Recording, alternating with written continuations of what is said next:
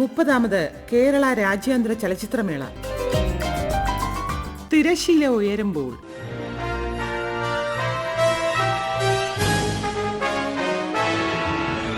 ലോക സിനിമയുടെ വിസ്മയ കാഴ്ചകളുമായി 30ാമത് കേരള രാജ്യാന്തര ചലച്ചിത്രമേളയ്ക്ക് ഇന്ന് തിരിതെളിയും.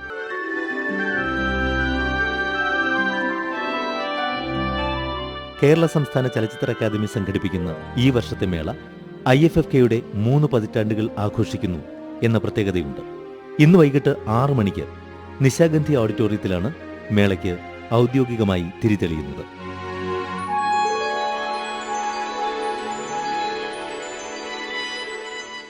പലസ്തീൻ ജനതയുടെ പ്രതിരോധത്തിന്റെയും ചരിത്രത്തിന്റെയും അടയാളപ്പെടുത്തലുകളുമായി പലസ്തീൻ സംവിധായിക ആൻ മേരി ജാസിർ സംവിധാനം ചെയ്ത പലസ്തീൻ 36 ആണ് ഉദ്ഘാടന ചിത്രം.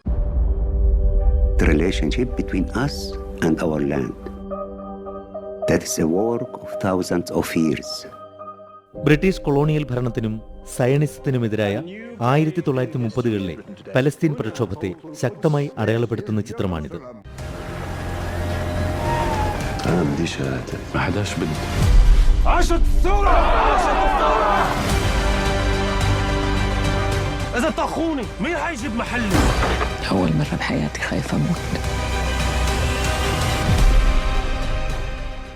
ലോക സിനിമയ്ക്ക് നൽകിയ സമഗ്ര സംഭാവനകളെ മാനിച്ച് ചലച്ചിത്ര നിർമ്മാതാവ് അബ്ദുറഹിമാൻ സിസാക്കോയ്ക്ക് 30ാമത് IFFK-യുടെ ലൈഫ് ടൈം അച്ചീവ്മെന്റ് അവാർഡ് സമ്മാനിക്കും.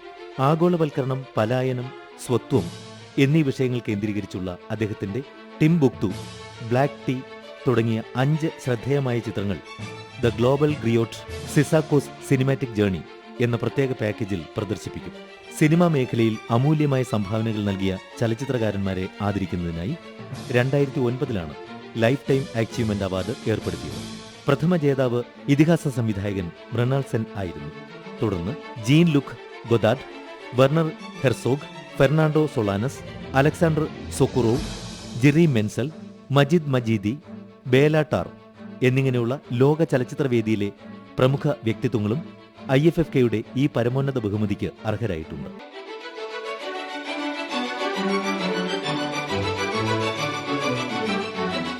കേരള സംസ്ഥാന ചലച്ചിത്ര അക്കാദമി സംഘടിപ്പിക്കുന്ന മേളയുടെ 30ാം പതിപ്പിൽ 82-ലധികം രാജ്യങ്ങളിൽ നിന്നുള്ള 200-ലധികം ചിത്രങ്ങൾ 16 തിയേറ്ററുകളിലായി 8 ദിവസങ്ങളിലായി പ്രദർശിപ്പിക്കും. ഏഷ്യൻ, ആഫ്രിക്കൻ, ലാറ്റിൻ അമേരിക്കൻ രാജ്യങ്ങളിൽ നിന്നുള്ള 14 ചിത്രങ്ങൾ സുവർണ ചകോരത്തിനായി മത്സരിക്കുന്ന അന്താരാഷ്ട്ര മത്സര വിഭാഗത്തിൽ ഉണ്ണികൃഷ്ണൻ ആവളയുടെ life of a phallus, Sanju സുരേന്ദ്രന്റെ കിഡ്കി ഗാവ് എന്നീ മലയാള ചിത്രങ്ങൾ മാറ്റുരയ്ക്കും. അന്താരാഷ്ട്ര മത്സര വിഭാഗത്തിൽ 14 ചിത്രങ്ങൾ പ്രദർശിപ്പിക്കുമ്പോൾ മലയാളം സിനിമ ടുഡേ വിഭാഗത്തിൽ 12 ചിത്രങ്ങളും ഇന്ത്യൻ സിനിമ നൗ വിഭാഗത്തിൽ 7 ചിത്രങ്ങളും ഉണ്ടാകും. ഓസ്കർ ശ്രദ്ധ നേടിയതും അന്താരാഷ്ട്ര മേളകളിൽ പുരസ്കാരം നേടിയതുമായ 60-ലധികം ചിത്രങ്ങൾ ലോക സിനിമ വിഭാഗത്തിൽ ഉണ്ടാകും. കൂടാതെ kaleidoscope, female focus, midnight cinema, restored ക്ലാസിക്കുകൾ തുടങ്ങിയ പ്രത്യേക വിഭാഗങ്ങളിലെ ചിത്രങ്ങളും മേളയിൽ പ്രദർശനത്തിനുണ്ടാകും. വിഖ്യാത ബംഗാളി എഴുത്തുകാരനും സംവിധായകനുമായ ഋത്വിക് ഘട്ടക്കിന്റെ ജന്മശതാബ്ദി ആഘോഷങ്ങളുടെ ഭാഗമായി അദ്ദേഹത്തിന്റെ 4 സിനിമകൾ ഉൾപ്പെടുന്ന ഒരു റെട്രോസ്പെക്റ്റീവും ഷാജി എൻ കരുൺ, MT വാസുദേവൻ നായർ എന്നിവരുടെ 2 ചിത്രങ്ങൾ വീതം ഉൾപ്പെടുന്ന ഹോമേജ് വിഭാഗവും ഈ വർഷത്തെ പ്രത്യേകതയാണ്. 30ാമത് കേരള അന്താരാഷ്ട്ര ചലച്ചിത്രമേളയുടെ ഡെലിഗേറ്റ് സെല്ലിന്റെ ഔദ്യോഗിക ഉദ്ഘാടനവും ഡെലിഗേറ്റ് കിറ്റുകളുടെ വിതരണോദ്ഘാടനവും ടാഗോർ തിയേറ്ററിൽ ഇന്നലെ സാംസ്കാരിക വകുപ്പ് ഡയറക്ടർ ഡോക്ടർ ദിവ്യ S. അയ്യർ നിർവഹിച്ചു. 30ാമത് രാജ്യാന്തര ചലച്ചിത്രമേള കേരളത്തിൽ ആരംഭിച്ചു കഴിഞ്ഞിരിക്കുകയാണ്. അനേകം കലാകാരർ അവരുടെ കലാസൃഷ്ടികൾ നമ്മുടെ സ്വന്തം നാട്ടിൽ എത്തിച്ചേരുകയാണ് ഈ ഒരു അന്താരാഷ്ട്ര ചലച്ചിത്രമേളയിലൂടെ. അപ്പോൾ ശരിക്കും ലോകം കേരളത്തിലേക്ക് വിരുന്ന് വരികയാണ് എന്ന് പറയുന്നതിൽ തെറ്റില്ല എന്ന് തോന്നുന്നു. ലോകത്തിൽ തന്നെ ഇപ്പോൾ കലുഷിതമായിട്ടുള്ള പല സാഹചര്യങ്ങളും ലോകമെമ്പാടും നിലനിൽക്കുന്ന ഒരു കാലഘട്ടത്തിലാണ് നമ്മൾ നിൽക്കുന്നത്. അപ്പോൾ ആ ഒരു സമയത്ത് ചലച്ചിത്രം എന്നുള്ളത് എങ്ങനെയാണ് മാനവികതയുടെയും സാഹോദര്യത്തിന്റെയും സമാധാനത്തിന്റെയും ഒക്കെ ഒരു വിളക്കമാടമായി നിൽക്കേണ്ടത് എന്നുള്ളത് കൂടി പ്രതിനിധീകരിച്ചുകൊണ്ടാണ്, അതുകൂടി മനസ്സിൽ വെച്ചുകൊണ്ടാണ് നമ്മൾ ഇക്കുറി ചലച്ചിത്രങ്ങൾ തിരഞ്ഞെടുത്തിരിക്കുന്നത് IFFK-യിലേക്ക്. സംസ്ഥാന ചലച്ചിത്ര അവാർഡ് ജേതാവും നടിയുമായ ലിജോ മോൾ ജോസ് ആദ്യ ഡെലിഗേറ്റ് കിറ്റ് ഏറ്റുവാങ്ങി. 2013 ഞാൻ ആദ്യമായിട്ട് IFFK വരുന്നത്. IFFK എന്ന് പറയുമ്പോൾ ഒരുപാട് സന്തോഷം നിറഞ്ഞ ഓർമ്മകളാണ്. നിങ്ങൾക്ക് എല്ലാവർക്കും അത് അങ്ങനെ തന്നെ ആയിരിക്കും എന്ന് എനിക്ക് ഉറപ്പുണ്ട്. എവിടെ ചെന്നാലും മലയാള സിനിമയെ കുറിച്ച് ആളുകൾ ചോദിക്കുകയും ചർച്ച ചെയ്യുകയും ഒക്കെ ചെയ്യുന്ന ഒരു സമയമാണ്. അതിന് തീർച്ചയായും ഈ ഒരു മേള വലിയ പങ്ക് വഹിക്കുന്നുണ്ട്. നമ്മുടെ കാണികൾ അല്ലെങ്കിൽ പ്രേക്ഷകരായിക്കോട്ടെ, നമ്മുടെ ടെക്നീഷ്യൻസ് ആയിക്കോട്ടെ, എല്ലാവർക്കും അത്രയും വലിയൊരു എക്സ്പോഷർ ലഭിക്കുന്നത് തന്നെ ഇത്തരത്തിലുള്ള മേളകളിൽ കൂടിയാണെന്ന് ഞാൻ വിശ്വസിക്കുകയാണ്. വിഖ്യാത ഇറാനിയൻ ചലച്ചിത്രകാരനായ മുഹമ്മദ് റസുലോഫ് ആണ് ഈ വർഷം അന്താരാഷ്ട്ര മത്സര വിഭാഗത്തിലെ ജൂറി ചെയർപേഴ്സൺ. ഈ വർഷത്തെ മേളയിലെ മറ്റൊരു പ്രധാന ബഹുമതിയായ സ്പിരിറ്റ് ഓഫ് സിനിമ അവാർഡ് ലഭിച്ചത് കനേഡിയൻ ചലച്ചിത്രകാരി കെല്ലി ഫൈഫ് മാർഷലിനാണ്. സ്വന്തം ജനതയുടെ അതിജീവനവും സ്നേഹവും കരീബിയൻ പ്രവാസി ജീവിതവും സിനിമയിലൂടെ പ്രതിഫലിപ്പിക്കുന്ന അവർ കറുത്ത വർഗ്ഗക്കാരോടുള്ള വംശീയ മുൻവിധികൾക്കെതിരെ സിനിമയിലൂടെ ശക്തമായി പൊരുതുന്ന വ്യക്തിയാണ്. സിനിമയെ സ്നേഹിക്കുന്ന, സിനിമയെ പ്രണയിക്കുന്ന, സിനിമയിൽ ജീവിക്കുന്ന, സിനിമ ജീവിതോപാധിയായി കണ്ടവരുടെ, അങ്ങനെ സിനിമ ഒരു സ്വപ്നമായി നടക്കുന്നവരുടെയൊക്കെ ഒരു തീർത്ഥാടന കേന്ദ്രം എന്ന് വരെ വിളിക്കാം. ഇത്തവണത്തെ IFFKയെ കുറിച്ച് ചലച്ചിത്ര അക്കാദമി vice chairperson Kukku Parameswaran, Kerala state ഗവൺമെൻറ്റും പലതരം ഡിപ്പാർട്ട്മെൻറ്റ്സും അതുപോലെ ചലച്ചിത്ര അക്കാദമിയിലുള്ള എല്ലാ ഡിപ്പാർട്ട്മെൻറ്റിലെ അംഗങ്ങളും നോൺ സ്റ്റോപ്പായിട്ട് വർക്ക് ചെയ്തുകൊണ്ട് മാത്രമാണ് ഇത് നടക്കുന്നത്. ഒരുപാട് പ്രതിഭാധനന്മാരെ, ലെജൻസിനെ ആദരിക്കുന്നുണ്ട്. അതിന് വേണ്ടിയിട്ട് അവരുടെ ഫിലിം സ്ക്രീൻ ചെയ്യുന്നുണ്ട്. അവരെക്കുറിച്ചുള്ള എക്സിബിഷൻസ് ഉണ്ട്. ഒരു 15,000ഓളം ഡെലിഗേറ്റ്സ്, അത്രയും നമുക്ക് ഈ 15 തിയേറ്ററിൽ ഉൾക്കൊള്ളാൻ പറ്റുള്ളൂ.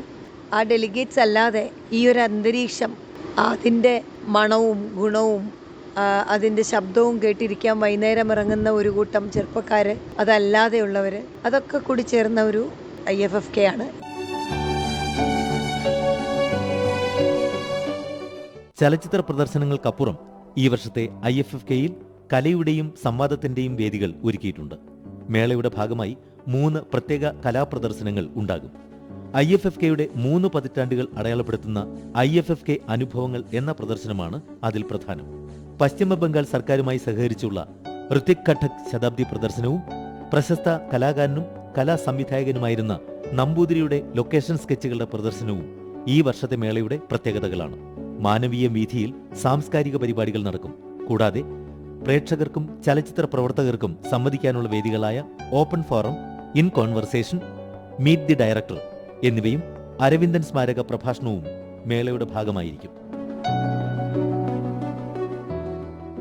ഈ വർഷത്തെ ഫെസ്റ്റിവലും മികച്ച സജ്ജീകരണങ്ങളോടെയാണ് ഒരുക്കിയിരിക്കുന്നത്. എങ്കിലും മുൻ വർഷങ്ങളിൽ നിന്ന് വേറിട്ട് നിൽക്കുന്ന നിരവധി പ്രത്യേകതകളും ശ്രദ്ധേയമായ മാറ്റങ്ങളും ഇത്തവണയുണ്ടെന്ന് ചലച്ചിത്ര അക്കാദമി ജനറൽ കൗൺസിൽ അംഗം സുധീർ കരമന ആകാശവാണിയോട് പറഞ്ഞു. 30ാമത് അന്താരാഷ്ട്ര ചലച്ചിത്ര ഉത്സവം നമ്മളെ തിരുവനന്തപുരത്ത് വെച്ച് ഇപ്പോൾ നടക്കുകയാണ്. എല്ലാ വിധത്തിലും ഏറ്റവും നല്ല സജ്ജീകരണങ്ങളോടെയാണ് ഇത്തവണയും ഫെസ്റ്റിവൽ കഴിഞ്ഞ വർഷങ്ങളെ പോലെ തന്നെ ഒരുപാട് വ്യത്യാസങ്ങൾക്ക് വേണ്ടിയുള്ള ശ്രമം നടത്തുന്നുണ്ട്. ഒന്ന് റെട്രോസ്പെക്റ്റീവ് എന്നുള്ള നിലയിലും, അതുകൂടാതെ തന്നെ 50 വർഷം പൂർത്തിയാക്കിയ ഫിലിം സംവിധായകരെ, ഫിലിം മേക്കേഴ്സിനെ ആദരിക്കുന്ന വിധത്തിലുള്ള പ്രോഗ്രാംസും, പിന്നെ ഈ തവണത്തെ സെലക്ഷനിലെല്ലാം വളരെയധികം ശ്രദ്ധയോടെയാണ് സിനിമകൾ സെലക്ട് ചെയ്തിരിക്കുന്നതും.